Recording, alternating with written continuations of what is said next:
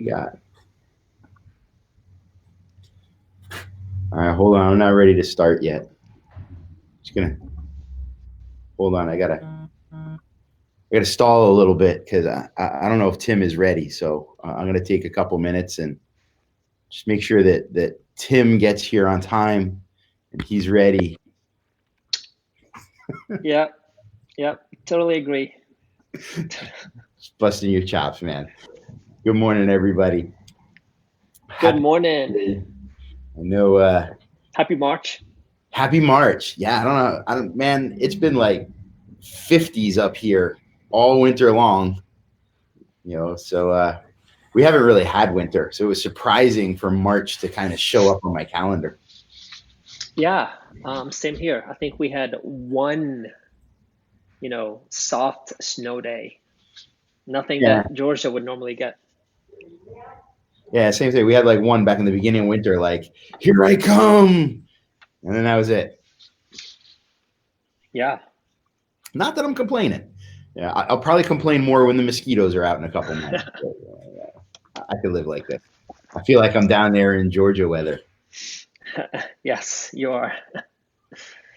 However, it's been raining like mad down here.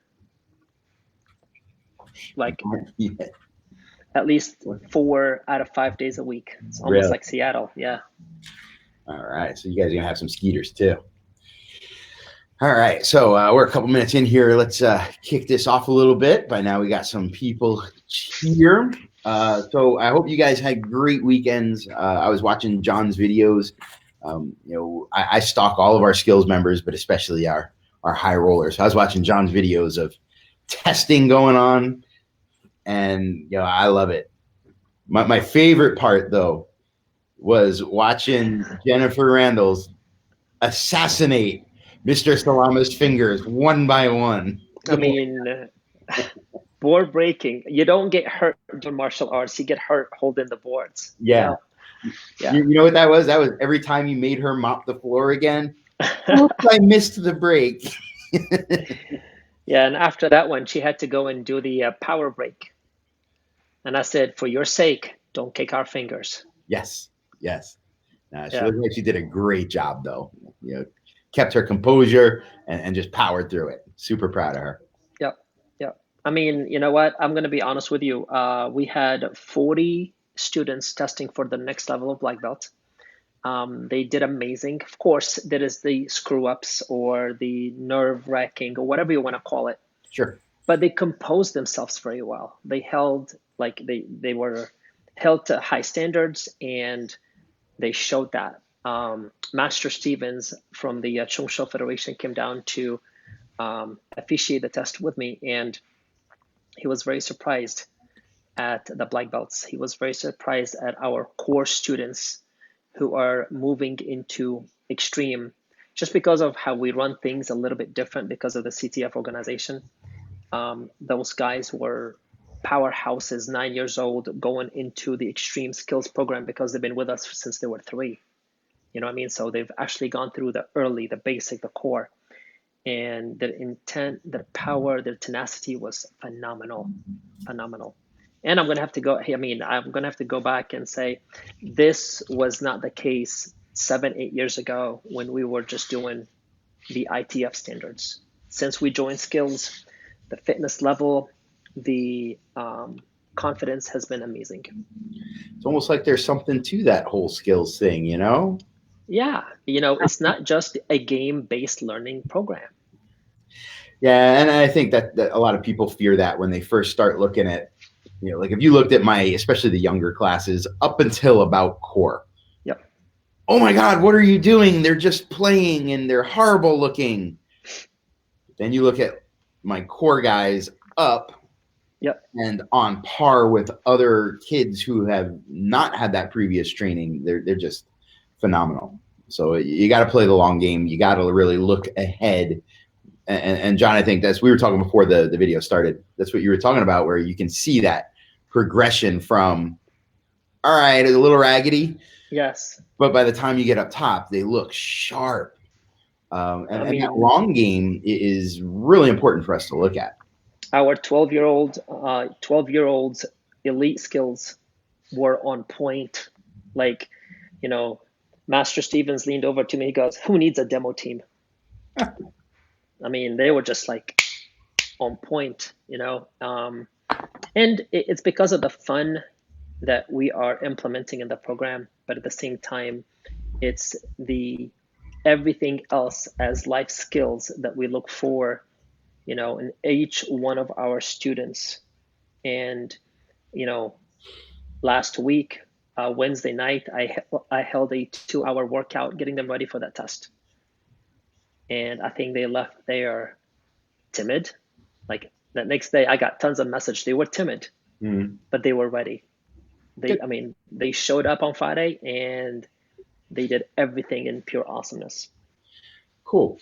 So now I think, people like you and I are a little predisposed to see the potential in students, to kind of be able to look at those, raggedy younger students and see the potential in what they're growing. I mean, we've staked our entire livelihoods on it by being Skillz school owners. And I think what tends to happen is a lot of people are not able to see that long game. Now, I don't just mean martial arts instructors, although we are just as, I'll use the word guilty, as everybody else. But this is where I had some great conversations this weekend. I belong to an organization called World Warrior Alliance, and it's a very, we just all get together and train all across the world. We have these little workout groups, but it really highlights that, even amongst these traditional martial artists who have attained very high things, these are the ones that are able to see long game. The ones that are struggling as school owners, as parents, as instructors, as students themselves, right? These are the ones that really fall victim to negativity bias. Now, negativity bias is a very natural thing in humans. It's what's kept us alive. You look at a situation and you go, I think that might kill me. And you don't do it and you live. So we have this pre-programmed into ourselves. But as parents and instructors, we tend to let that kind of shadow our expectations of kids. Just put your shoes on. And next thing you know, they're throwing a temper tantrum. And because of negativity bias, you start saying, well, this is just a bad kid. I'm exaggerating a little bit. Of course. Yeah. For storytelling purposes. But you see it come through in martial arts schools where you'll see it on Facebook all the time. I had a student come from another school and he wanted to join my school, and I don't know what they do over there, but it's horrible. And I'm the only school around that can do it well. The only kid in my class that can't do it, well, he just wasn't good enough, so he quit. We have these things that we tell ourselves, and it's a survival instinct. But in today's society, especially as a business owner, as a coach, as a parent, sometimes it kind of shoots us in the foot. So I think what we do really well as Skillz instructors is we do a strength switch. And what I mean by that is we know that behavior is just communication, right? Even body language. So when I was watching Jennifer break those boards along with those fingers, you could see that she would hit, pause, recompose herself. Right? Her body language, even though the board break didn't happen right away, her body language was one of composure, determination. She was communicating that one didn't break, but watch the next one. Yep.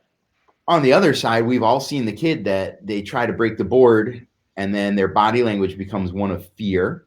And they start tapping the board because it hurts. And then they cry. And then they say, I hate this. And then they stomp off. As Skillz instructors, what we can recognize is that that's communication. It's not communication of, hey, I'm a soft little kid that, I don't want to do hard things. It's very easy for us to say that. It's the communication of the child has something going on. And we need to go address what it is at a base level, right? We've talked about like Maslow. Jennifer did a blog or two on it about how we need to take care of those base needs. So what we want to kind of talk about today to get into this conversation is ways that we have to be mindful as instructors about what children are communicating to us through their behaviors, body language, posture, attitudes, and how we're teaching parents in our school. Because if the parent is not on board with what you're doing, your efforts to change that child's life in 45 minutes are going to be It's over. It's Yeah. over. If they don't see the value, there's no point. You're talking to a brick wall at the moment. Absolutely. Now, even more powerful if you can get them to parent the same way that you teach. And this is tricky because no parent wants to be told that they're doing it the wrong way. You know, but we've all had that opportunity. Like, we just had somebody walk into our mini Skillz class with an 18-month-old. I don't want to get on the training floor. Just fix my kid. She doesn't listen. But it was an opportunity to talk to that person and say, okay, so our expectations are a little skewed. Here are some common expectations. Here's some things that you think are abnormal that are actually quite normal and healthy. So having that education moment with the parent tactfully is going to be really powerful for what you do. Now, for you guys, I know Gavin's watching. For you guys in the UK, this is a brand new opportunity for you to totally change your market over there to start becoming childhood development experts. And that's going to really help. One of the things we'll be talking about at the UK martial arts show is how to set yourself up that way. So what are some of the more common, let's look at a parent's point of view. I don't think we look at a parent's point of view often enough. Well, what are some of the things from a parent's point of view when they're maybe coming into your school that they say, here's what's wrong with my child, that are actually pretty normal things, or that we can turn around to be positives? Tantrums. We just sent out a survey to our parents or to our student body. Well, to the parents. We didn't send it out to the adults. What is the one thing that you would like to fix, or what is the one thing you can tell us that you want to help you with when it comes to training your children? And I can't remember the exact email, I'm sorry, but it was tantrums. Mm-hmm. They throw temper tantrums before they get ready to go to karate, or before they leave that video game, or before they do something, right? And it's not, my question back to that was, so right before you come to karate, when do you ask your child to get ready? And 99% of the time, parents will answer, well, it's like, hey, Johnny, it's time to go to karate. Let's go. It's the rush factor. Mm-hmm. It is not preparation factor. It's not giving them an opportunity to unwind from what they're doing and get ready towards what needs to be done. So tantrums due to lack of preparation. Yeah. So what I really like, before we even get into that part, what I really like is John said he got this information by doing a survey. Just because we're the experts doesn't mean we should be afraid to ask people. Doesn't mean that we're experts. We see all the time in martial arts industry groups, hey, everybody, what do you think parents want about this thing? Or how should I pitch this to parents for this new? Why don't you ask the parents? Just saying. Don't be afraid to ask. So the second thing there is, that change factor. So here's where it becomes, where it has to be tactful. We know that parents are busy. Most people don't have good time management skills. It's not their fault. You're not taught it, right? We tend to, as business owners, because we have a lot going on between running our own schools, taking care of Skillz. We have side ventures, John with his, the health side of things, and I have a couple of ventures going on the side. So we have a lot going on. We have to be strict with time management. But most people are not very good at it. And in fact, most people spend their entire lives being told when to be where, right? You will be at work at 8 o'clock. You will not leave until 4:30. You will sit in traffic for this long, right? You're told. So it's an opportunity for us to kind of strength switch this as a parent, seeing our own shortcomings. In fact, our shortcoming would be time management and the need to hurry up. do it once or twice and strength coach yourself there, where we can now say, all right, I know this is something that I'm challenged with. I know now that, especially that I've written it down, right? Sometimes when you can get people to say what their problems are, as it's coming out of their mouth, they go, oh. Light bulb. Another good reason to have that survey. When you start teaching kids, instead of hurry up, get ready, we got to go to karate. Hey, little Johnny, karate starts in half an hour. I'm going to go take care of this.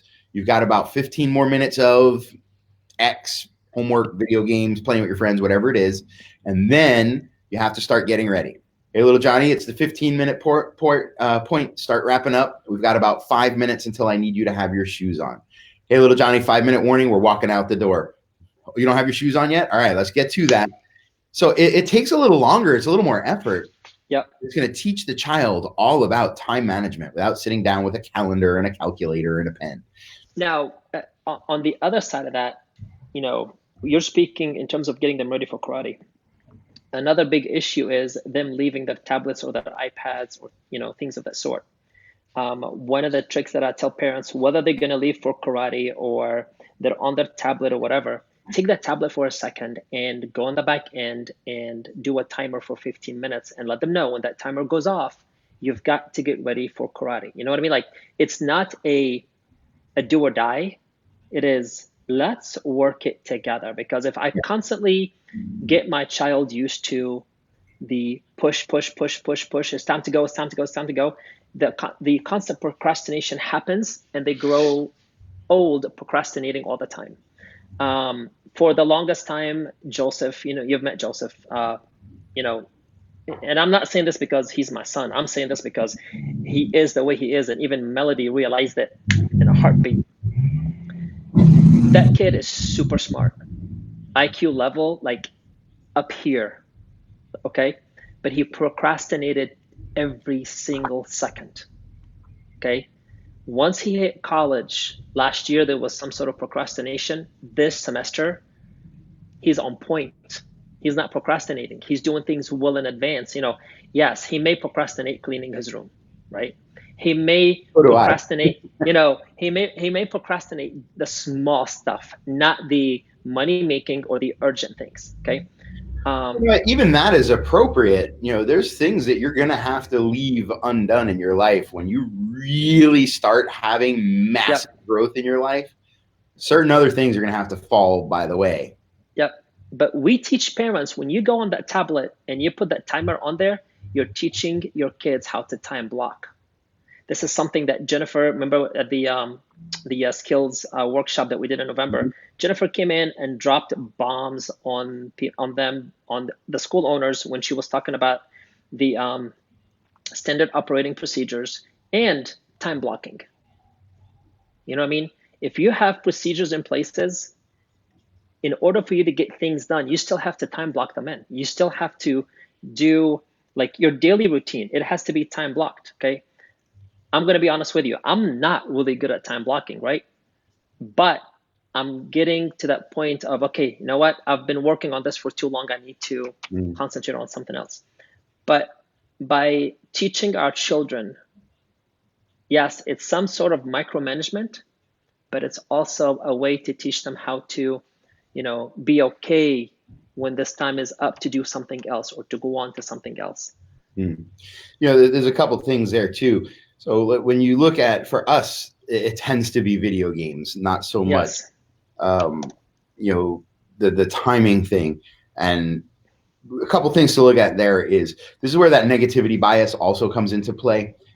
Children, if they have two things that they love equally, one they're already doing and one they're about to do, the negativity bias in our brain pre-programs us to prefer the one we're already doing. So if it's something completely healthy, like homework or reading or, interacting with friends outside, if they're already doing one thing fun and there's another thing that's equally or even slightly more fun, the negativity bias is going to cause them to not want to do the second thing. So, John and I had a previous mentor that said, well, the 15 minutes before it's time to get ready for class, have them go outside, rake leaves, clean dog poop, do the dishes, clean the bathroom, whatever. But I mean, it sounds like harsh, but yeah, it works. Having them doing something that is maybe not unpleasant on purpose, but is far less pleasant than maybe taking the break from doing dishes to being able to go to martial arts. That's one part of it. The other part there is we know more and more about the effects of technology on children. And you have to understand that if you're having tantrums, going back to John's original thing, and it's based around the changeover from technology to now coming to martial arts class, we know a lot about what that technology is doing to young brains. It is no different than opioid addiction. Chemically speaking, the exact same things happen. So, on the positive note, it is easier to break the video game addiction than an opioid addiction. But while in the midst of it, that's like trying to get somebody out of an opium den to go be productive at work. You have to understand that these things are happening. And, this is not to blame parents about sticking tablets. My daughter's had electronics and stuff. You got to teach that balance, and when things are appropriate and for them to be aware.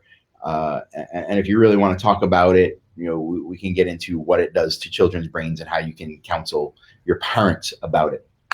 See, this right there is really good because a lot of school owners keep on going back to, I don't know why this one mom comes in my office. She wants to pull her kid out. She goes, every single time I tell my child to get ready, they're not getting ready and they're just don't want to come. And I usually have a difficult time getting them ready and bringing them to class. But when they're in the class, they have fun. I don't know why I'm struggling bringing them into class. That's usually how it presents. That's exactly what you'll hear. They don't want to come, but once they're here, they have fun. Yep. That is negativity bias right there, on top of everything else that may or may not be going on. So if you're out there listening and watching, this is how you want to prepare yourself. This is some of the little tips that you can do as videos or little tips that you can send out as emails that will help your parents to know what to expect and what not to expect. Yeah, I just dropped into the blog post I wrote a while back about screen time and stuff and some things that parents can do. Feel free to steal that or whatever. So Tim says, I hate when parents expect to fix their issues in one class. Yep. So here's something, part of this is our fault that parents come in like that, because what have we, and when I say we, I certainly don't mean me and probably not John. What have we been telling people for over a decade? Martial arts fixes everything. Bring us your broken kid and we're going to fix it. And when you do that, you attract the type of parent that wants you to fix things. This is why I'm really careful with my marketing and who I speak to and why I market the way I do, in that I want to attract parents who want the best for their children and are willing to be part of being that best. I'm blessed. I have a great set of parents in my school, and very rarely do I get the fix this. We don't get that anymore. And that's because at the initial phone conversation, we do our best to let the parents know what to expect and what not to expect. Yeah. We let them know. The ones that come in and say, fix it. It becomes a conversation about, so this is why Skillz evals are so powerful too. Yep. Where your child is. Yep. And here's how we're going to work it and what you need to do. We let them know that, we're a childhood development facility. We let them know that we use science and psychology. We let them know that as pediatric ninja specialist, a doctor is never going to fix the virus right away. A therapist will never fix the issue right away. We will not fix your child right away. We even let them know that if your child chooses to run around in the classroom, we let it go. We don't sit there and tell Johnny, hey, stop running. That's the negative attention they want to have. Mm-hmm. So if you're not taking the time out during your office chat or during your conversation with the parents and letting them know the step-by-step process of how you operate, this is why we get parents that are mad, frustrated. I mean, I flat out had a parent that walked in the classroom, took the kid and left. And all the parents were like, oh my gosh, what's the matter with him? I was like, well, we talked about it, but he wants us to fix his child overnight. Yep. He's not the right fit for our school. That's not going to happen. So Tim says, I tell people it requires commitment. Tim, how many people do you know every year set a weight loss goal for themselves? And out of that many people, how many are able to follow through? Commitment is not something people do well. Our divorce rate in this country is upwards of 60%, something like that, and raising. In fact, the marriage rates are down, and people are starting to worry about what's going to happen to our culture because we're getting married, whatever. So it's the right concept. Yes. But it's not the best way to go about it. So yes, it does require commitment, but if somebody walks in and he says, well, you got to be committed. If they were committed, they already would have fixed their child. Wait. There is one thing that we need to address right here. What is commitment without knowledge? So that's it. Instead of, and I'm going to use very general, broad terms. So Tim, I'm not necessarily talking about you, but I'm going to kind of go off on a thing here. So when we talk about it requires commitment, linguistically, we just turn that back onto the parent, which is in essence appropriate, but it's not what the parent wants to hear when they're signing up. So we have to use that concept that John says, we have to have the knowledge. We know it requires commitment. So instead of just telling them it requires commitment, we want to educate them about what we do, why we do it, and based on the evaluation that we just had there with their child, what is going to happen when, how long it'll take based on stage of development. So instead of just that easy answer of, well, it takes commitment, and again, I'm not going on you, this is just what I hear in the industry a lot, is, well, Mrs. Johnson, I see what's going on with your child, and if I'm understanding you correctly, you're having a problem with little Johnny has tantrums when it's time to go places or when he doesn't get what he wants. Let's do the evaluation. Okay, Mrs. Johnson, as you can see, little Johnny actually did really well on his evaluation. And in fact, in these two categories, he was above his stage of development. But I do see what you're saying, because you'll notice on the emotional and the self-regulatory skills, he was a little bit challenged. Now, we can certainly work on it together. I'll give you some tips to work at home. Over the course of the next 2 years in the Basic Skillz program, we're going to be working to chemically and neurologically rewire your child's brain. It's going to take a little time, and I'm going to show you how we're going to do it step by step. Does that sound good? So what I just said is it takes commitment, right? We're talking 2 years now. Yep. 2 years. But I did it in a way that kind of educated, and I would go more into depth based on that child. The other part of it is allaying that parent's fears. Very often they want it fixed immediately because they're embarrassed. When a child comes in and they say, well, my child, when he doesn't get what he wants, he cries. Well, Mrs. Johnson, he's 3. He doesn't know how to tell you how to, wait till next time or whatever. So allaying their fears by letting them know that these things are very typical for this stage of development. It's okay. And in fact, you'll even see it from some of our rock stars in class that when they have an off day, they really struggle with those emotions. It's okay. You know what else is really funny that parents don't pay attention to? And I catch on it like this. You've got that one mom that always brings the kid to class. And all of a sudden, dad brings the kid to class. And when dad brings the kid to class, the kid is acting out. And 90% of the time that one parent doesn't bring the kid to class much, not because they don't want to, it's just because they're constantly working. So the kid acts out, and that one parent is like, oh my gosh, he's embarrassed and blah, blah, blah. I don't know why they're acting like that. Right off the bat, when I see that happen, because we have a couple of parents like that when they walk in the door. Oh my gosh, Mr. Smith, it's been a while. Thank you so much for bringing Johnny in today. And hey, you know what? Let me help you out. Let me take Johnny to class for you. Because Mr. Smith doesn't know what to do, right? It's that what to expect and what not to expect factor. I take Johnny to class and I come back out, Mr. Smith, by the way, I just want you to know, because you don't bring Johnny to class much, he may be acting out today just because of anxiety, and he wants to show you that he knows a lot of stuff. So do me a favor. If he comes to you, waves at you, runs around in the class, just ignore it. Wave at him and smile, and he'll go back on the floor right away. Mm-hmm. That's another reason why you show up as an expert. You show up as knowing what's going to happen prior to it happening. Yeah, it's magic. So, I mean, that's why consistency is one of our parent skills too, just for that reason. That we know that anytime there's a little shift, the kids are going to feed off of that. And I just say this every now and then. It's like training dogs.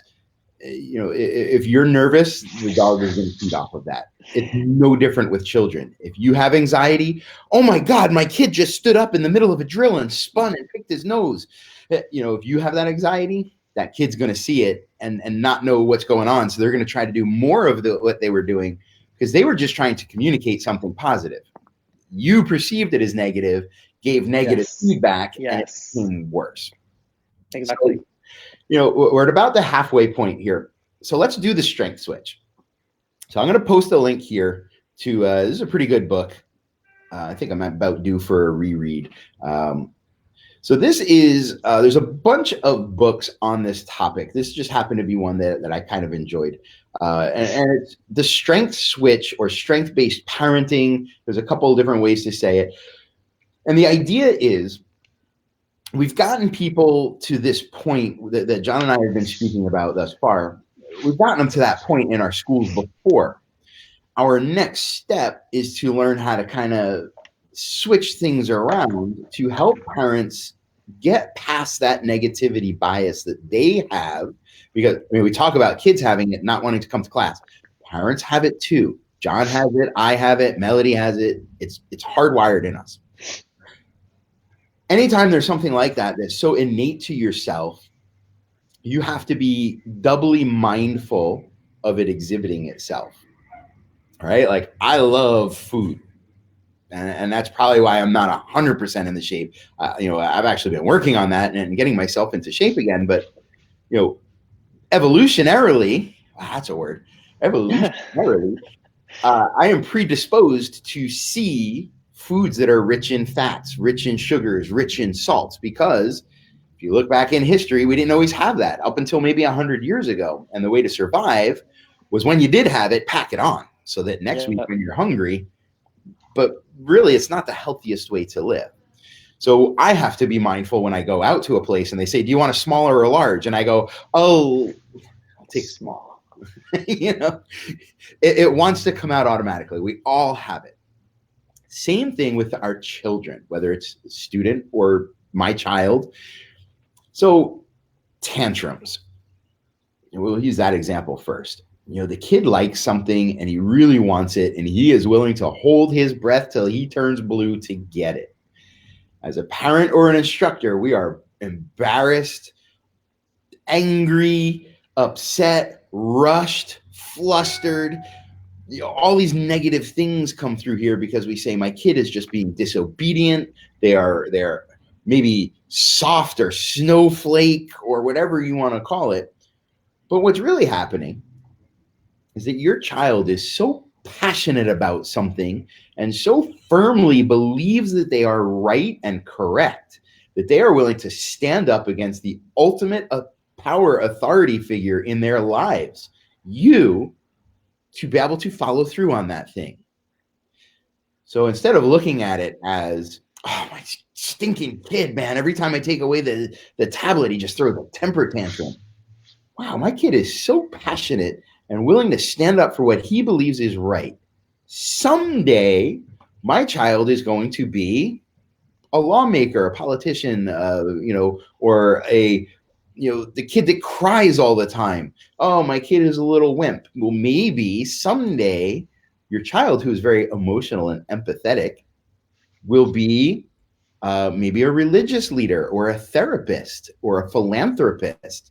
So this is where we start to do this strength switch. And it's not easy. John, if you and I were out to lunch and I threw a temper tantrum in the middle of the bar, I'm sure your feelings would not be like, oh, look at Mike standing up for the fact that he only got one wing. How admirable. You'd be like, dude, are you serious? I got to look at people tomorrow. See how I worked the one wing back in there? Hey, yes, you did. Good job, man. Yeah. So you're very passionate about that one wing. So it was a good wing. It was a good wing. So let's look at some situations where we can coach parents about how the things that they see, quote unquote, wrong with their child are actually very positive things. For example, I'm going to bring my 3-year-old to you, John. My 3-year-old just never stops. They don't listen to me. Now, we can coach them on stage of development, but how does the fact that my child is always running around actually a positive? And we see this in mini skills a lot. I love putting John on the spot, by the way. Oh man, you just did put me on the spot because I just went poof. That's why I do it. But this is actually valuable when we put each other on the spot like this. No matter how well prepared you are, a parent is going to come in and say something totally off the wall. You're going to go. So it's good practice for us to put each other on the spot. So running around the room is not necessarily the worst thing in the world, right? So for us, we see it as maybe a social anxiety and they're just having a hard time connecting with their peers in the class. Maybe it's a curiosity, like they want to run around and see where everything is at in order for them to be more familiar with the environment. And, for us at the very end, it's like you said, they want to say something, right? Just that uncomfortable feeling, right? That emotional, the fact that everybody's watching them and they're keeping all the parents are watching these little mini skills or the 3 and 4-year-olds running around. That's like nerve wracking. You know what I mean? Like when you and I go train or when you and I are doing something new in a seminar or something, and there's thousands of people, it's nerve wracking. So imagine for a 3-year-old. So for them running around, that's why we say we don't pay attention to it. We just let it go. So you know what, Mike? What I would suggest for you to do is just let him do it. He might do it for a class or two, whatever, but then he will eventually follow the pack. Mm-hmm. When he realizes that the rest of the pack are sitting down, listening, following directions, and getting their stickers or getting their prizes at the end of class, they will follow just like everybody else will.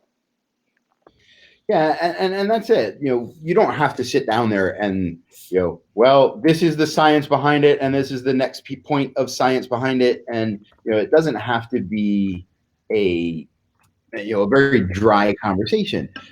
Just like John just kind of went through that thing, he touched on a couple things there that I want you guys to notice. Even though we did talk about stage of development, because that's what we do, listen to what he said there. He said it's the child's natural sense of curiosity. So the strength switch there that John very tactfully laid in, right? You can't just say, well, Mrs. Johnson, you're completely wrong. Your child is perfectly, they're going to shut down as a parent. What he very tactfully did is he slid in there that, yes, your child does run around, and that's wonderful because he has such a great sense of curiosity. And this is an opportunity where you start getting a bunch of these right in a row. Now you start posting like the Einstein quotes about we should all have a child's sense of wonder and stuff like that. If your child didn't run around, I would be more worried, because that would tell me that your child is not engaged and aware of their environment. This is something brand new. And we're being really brief here. I know, John, you do a nice eval. We do like a 40-minute eval. We have time to dig into this in conversation. Like when you walked in, Mrs. Johnson, what's the first thing you did? Well, I kind of looked around to see where everything was. Well, what do you think your child is doing? They're walking around and checking out all the pads and what does the floor feel like? And in our school, ooh, look, a dog, because we have our customer service dog, Annabeth, here, and you guys have Brooklyn. I mean, she's cute as a button. So this child is really interacting with their environment, which is a very healthy thing for them to do, Mrs. Johnson, without making her feel stupid, because she's not. She's anxious to be accepted. One of the things that I bring up is, in a, I guess, simple terms, your child is connecting with their environment, connecting with their surroundings. I like that because, anytime we start using our vocabulary over and over and over again, it connects them to what we do. So connection is one of our parent skills. Yeah. We use it a lot. Yeah. And because that also gives me the opportunity to go back. I know you guys heard me talk about this. Our lobby is set up in a way that we call the walk-in conversation. From the minute they walk in the door to the minute they go to the pre-eval room, It is literally a walking conversation. We go from talking about the belting and the stages of development to our we believe statement, talking about the different skills for every single age group. And then we go to the life skills poster, what we work with the children on throughout the year. And then we go to the parent skills section, and we've got the parent skills infographic up in a way that's right next to our pre-eval room with our little younger children. Okay. So when you start using those words, like, yeah, he's just simply connecting with the room. And yeah, so that's our this is one of the walls. This is Yeah, I one of the tried to get walls. the other ones, but they were really wide pictures. Yeah, it's not gonna work. But just to give people an example, like Exactly. this is actually the headquarters lobby or a part of it, where it's a very relaxed atmosphere. But I've watched John walk people down these posters, and it's just very conversational. And if they want to dig into it, I'm sure he would. Oh yeah, of course. Talk to him. Just this is the early skills program and the skills we're working on, and we also have. I think the parent skills thing is to the right of that, right? Yeah, it's in the other corner next to the other room. I think there's a smaller picture in that same post. I don't know if you can get it or not. But the parent skills infographic is not hung up on a wall. It's like sitting right there on top of the coffee table. And we have it that way because I want the parents to sit down with me in the little, I guess, lounge chair or whatever you want to call it. And awesome. Yeah. And that way I can point things out. So we're not necessarily standing up the whole time and they feel like it's so formal. When we get to the parent section, we sit down at those. Okay, so it's the couch right now, or the couch is right there, but actually we changed that to 4 seats. Anymore, right? Yeah, the couch is gone. Walking in, this is kind of actually the way it's on the screen now is kind of actually how you would see it, where that TV and those posters would be on the left wall there. And then looking straight back, that's your bathrooms. And then you see what the Skillz TKD. Let me pop that one a little bigger.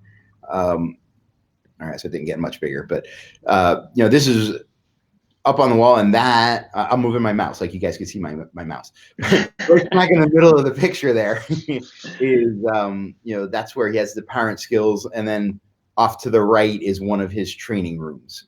Yes, and that's usually where we do our mini skills, early skills, and basic skills room. And we've got the parent skills infographic picture right there because it allows us to talk to them from their child perspective, just kind of like the question that Michael threw at me. And at the same time, I'm using the same language that what the child is going to do in that room if they're running around. You know what I mean? So now, do you bring it up yourself that the child will probably be running around? I do. I like that, and we do the same. It's no different than our sales process. What are the most common objections that you get in your sales process? Usually it's price or schedule, but there could be a couple others. And what you should be doing is tracking those objections so that you can work them into your pattern before they ask. Right. So this is a strength switch too. Where if you're getting a lot of price objection, you have to first show value. So you're going to say, so Mrs. Johnson, let me tell you about our prices. Now, here's what our programs include. Then I give my price before they ever ask. Now, Mrs. Johnson, let's look at the schedule. And you're going to notice that your 3 and 4-year-old class is a little early. For some people, that is a problem. However, the science behind it is now you're having a conversation about, oh, I understand, rather than, oh, I don't know my time, because we know people don't have time scheduling ability. So I've addressed the concern before it became a concern. I'm also doing that in classes, just like John just mentioned. Mrs. Johnson, you're going to see that in class, some of the kids are spinning on their butts and running around. It's okay. And in fact, all you have to do is give them a high five. If they come over to you, send them back in. Everything's going to be okay, because here we go into like Tim's conversation again. It does take time. It's going to take us about 2 years to get your child ready to be in the next program where they are expected to be a little more disciplined. I mean, I even let them know that expect the first 15 to 20 minutes to go great. The last 10 minutes of class, it might be a little wobbly, but that's because their attention span, is just, they're getting tired. They're intellectually, they've gotten so many things in class that they're just getting exhausted. And they were like, so the class is only 30 minutes long. I was like, well, can you sit in on a college lecture for an hour? Yeah. And they're like, yeah, no. I was like, see, I for mean, their brain. I've done it, but Yeah, exactly. And this is why MegaCon, instead of having those lectures for super long, we're turning them into small little TED Talks. Because and if you guys are coming to VIP Day, which there's just a few tickets left, if you guys there's not many tickets left. You're going to see we do the same thing. We're going to have a little bit of lecture, and then you need some downtime, because even at our very high level adult, like VIP Day is just for high level owners and managers. Even at the highest levels, there's only so much you can do before you need to stop, let it all sink in, get it back out, ask questions. Mm-hmm. Your child is not at the same level that you are. So expect that they're going to need that every few minutes. Mini Skillz, we go into class for Mini Skill. What do you have? Like 3 or 4 drills packed in your head. Heidi's sitting here. You have like 3 or 4 drills packed in your head for Mini Skillz, because sometimes it's every minute and a half you're changing drills. Absolutely. And you never know who's going to show up in class. Is it going to be a full class that you're going to do, 1 or 2 drills, or is it going to be 1 or 2 kids where you're going to need 4 drills because you're going through them like this? That's preparation. Mm-hmm. Here's one, even talking about Mini Skillz, that strength switch mentality. I think some instructors struggle with Mini Skillz because they want it to be just like every other martial arts class, and it is so not. And what happens is you'll go in and you'll get, you're prepped with 3 drills, and the kids only want to do 1. And if you try to move, they'll start crying, they'll disengage, they'll leave the training floor. And very often we look at it, well, this kid's not ready. But you could also look at it as, how much does this kid love this drill that's all they want to do? Yeah. Keep doing it. Or conversely, the same other way. The kid wants to go to the next drill right away because they want to see what's next. They love it. I've said it before, I'm going to say it again. Mini Skillz program is a perfect example of Montessori level teaching. You can't just focus on on what you want to do. You got to be flexible enough where you're able to switch gears with them when they're ready to switch gears, or stay on the same track if they want to stay on that same track. And that's how they get to be strong. I go back and I keep on talking about our 4-year-old Hollis, who he just turned 4 in February, and we moved him into the basic skills class because he started Mini Skillz at 24 months old. He was 2 years old, and now he can do 15 elevated push-ups. Like, holy God, this kid is going to be monstrous. By the time he's 16 years old, black belt, 2nd or 3rd degree. Hope so. He's with it, even if they don't, that's a strength switch we could pull on ourselves. When a child quits, especially rock star, and not that I wish that on Hollis, by the way, but that's one of those things that we have to get out of our own way. Child didn't necessarily quit. Now, we all have our own opinions that martial arts is probably one of the most important things that a child could do. And for us at Skillz schools, Skillz is one of the most important types of martial arts there is for kids. We also have to realize that, all right, whatever that child came to us for, they've got it. And now it's their time to go out there and put it to work, right? We've all had those kids that come in and they are like clinically shy, like fear-based shyness, and you get them through it, and then they leave because mom and dad said, oh, he's not shy anymore, we don't need this anymore. And that kind of hits you in the emotions, right, when a student leaves. But we also have to understand we gave the child something, and now they are better for it. So we've strength switched that experience as well.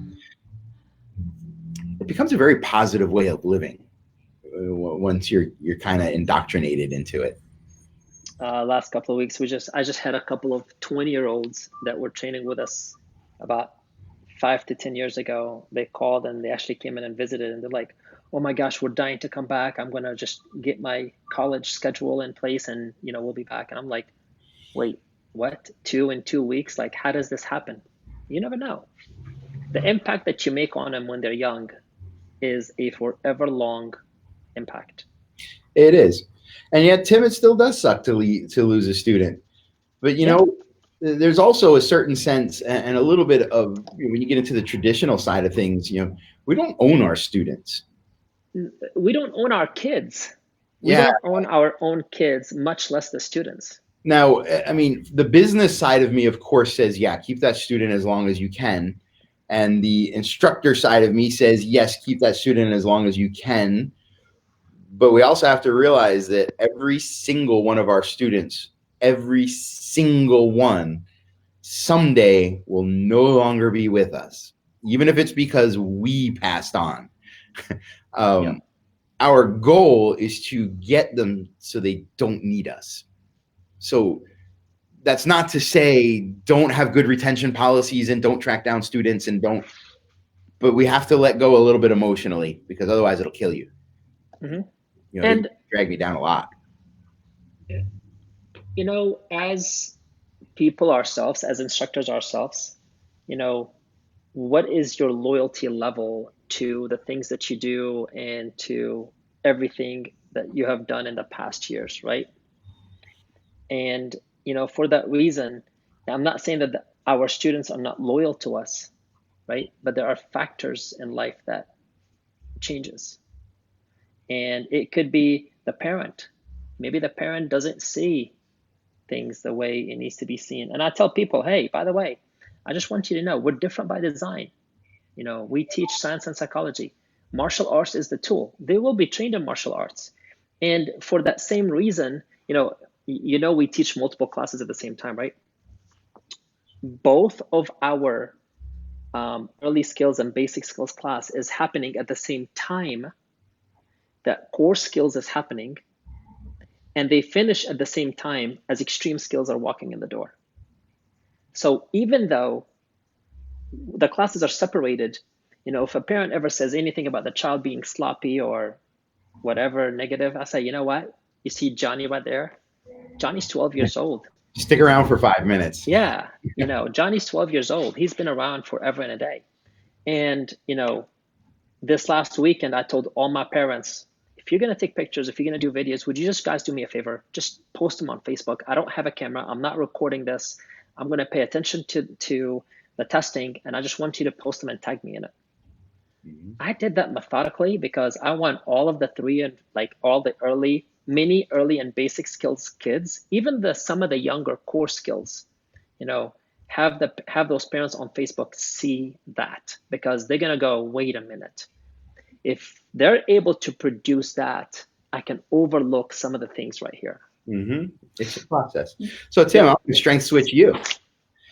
Tim says, I do get attached. That's my problem.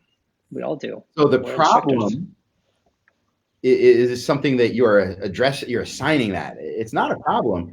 In fact, I would say that the fact that you have such emotional attachment to your students makes you a better instructor because you care.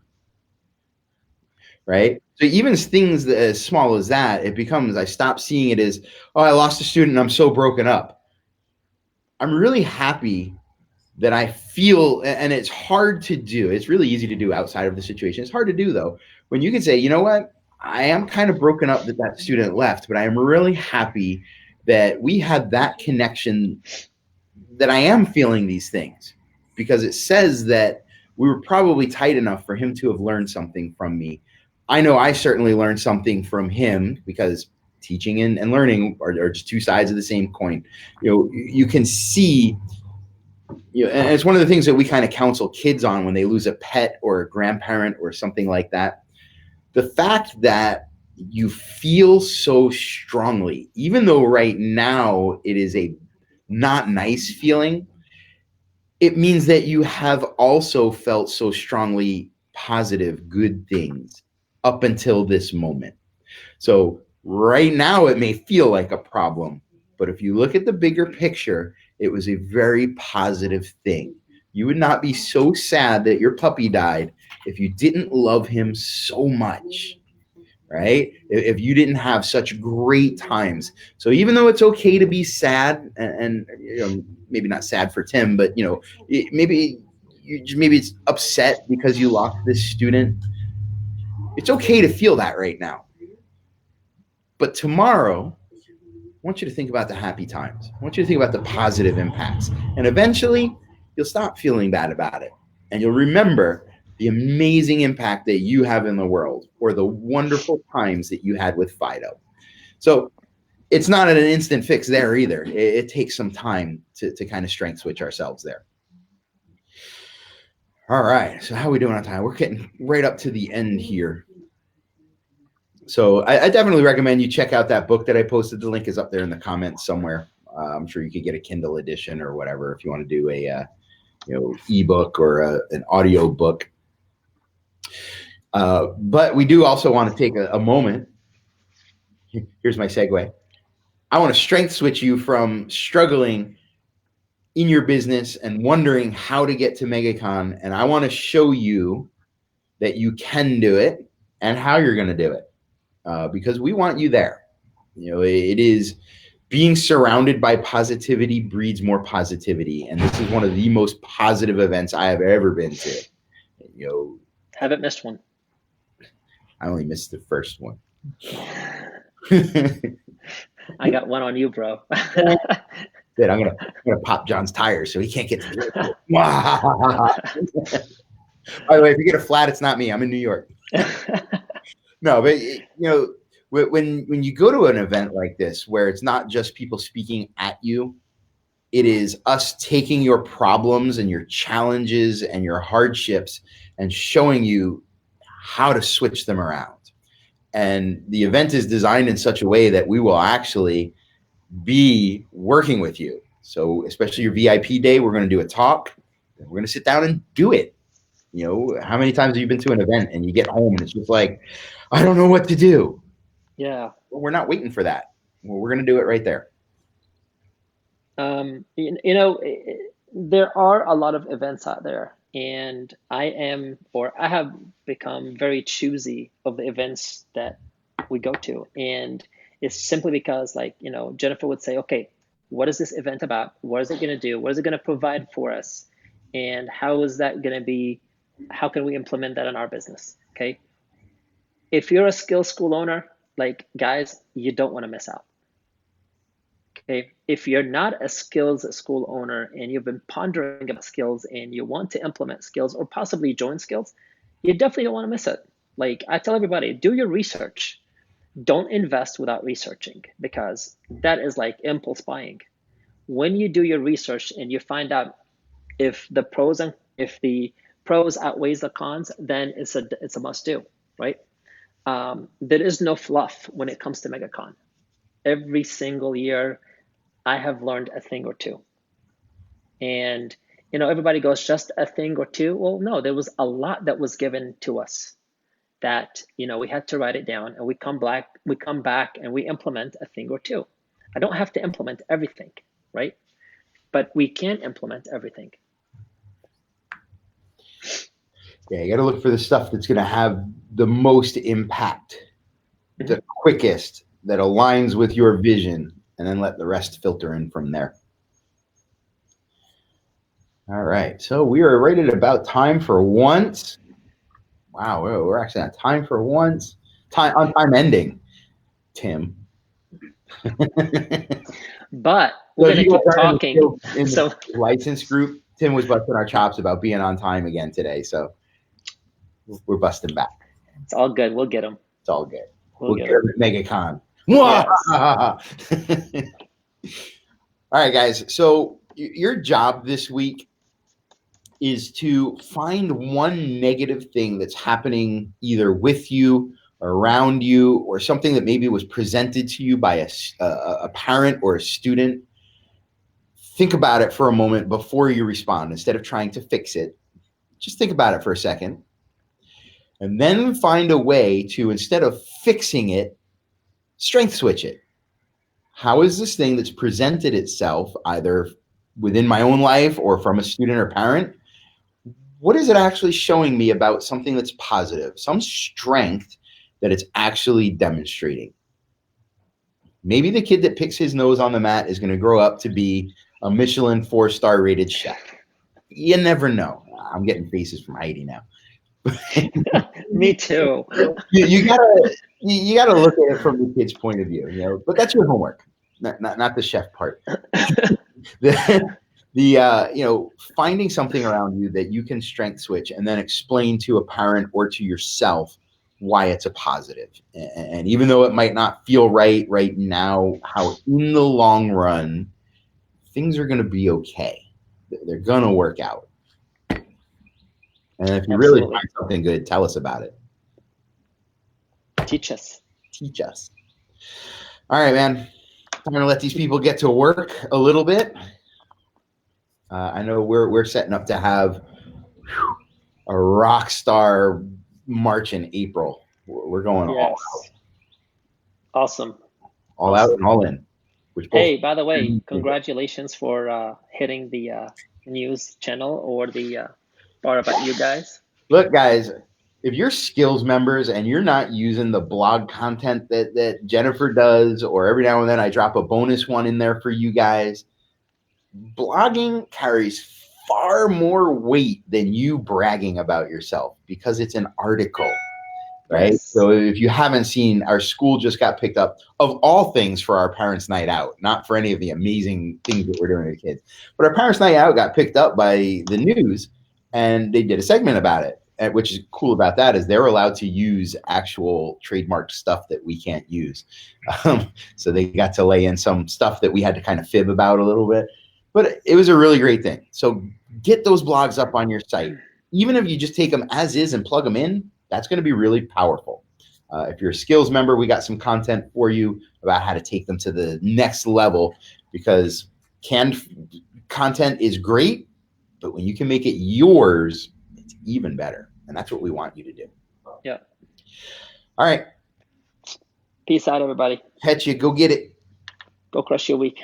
Bye-bye. Later, Mike. Catch you later, Don. Bye.